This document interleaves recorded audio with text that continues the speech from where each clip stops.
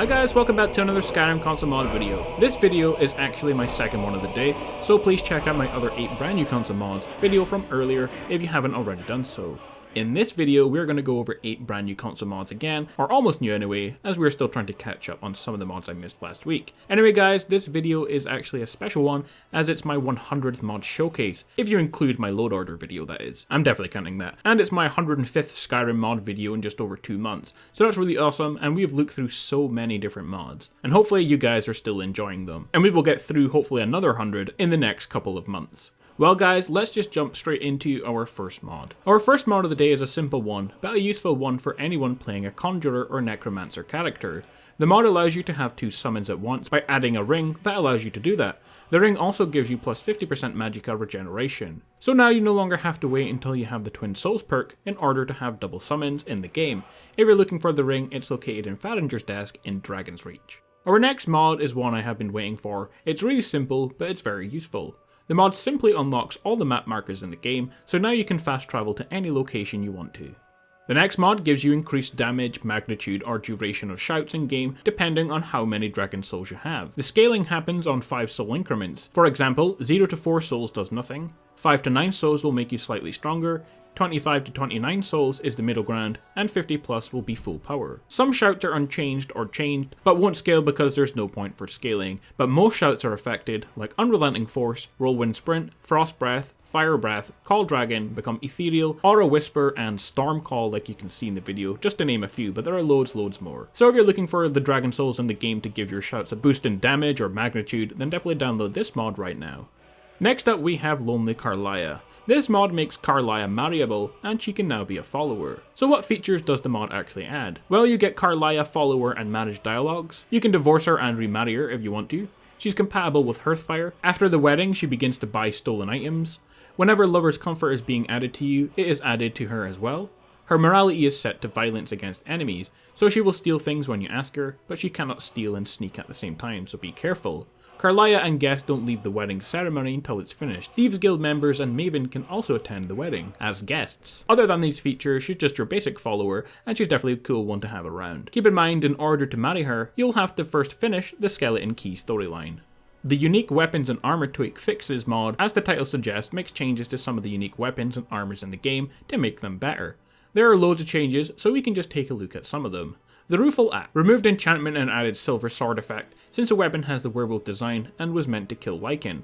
This means that the axe can be used with Elemental Fury, since the silver script isn't considered an enchantment. Also, the stats to the weapon are much higher, with damage and swing speed. Dawnbreaker has changed from 10 points of fire damage to 10 points of sun damage, and if it's undead it takes 30 points of sun damage, and it keeps its signature effect of Dawnbreaker, which is to cause an explosion on the undead. Volendrung absorbs 50 stamina and staggers opponents 25% of the time, and it has a 5000 charge now.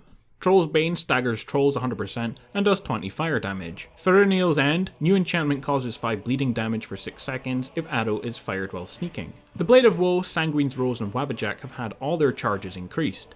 Chillrend, Dragon's Bane, and the Nightingale Bow and Sword have been removed from the leveled list, so their enchantment power is no longer reliant upon your level when you discover them. They will be at the maximum level no matter what level you are, so if you find Chillrend and use the glitch to get to level 1, it will be the full power version.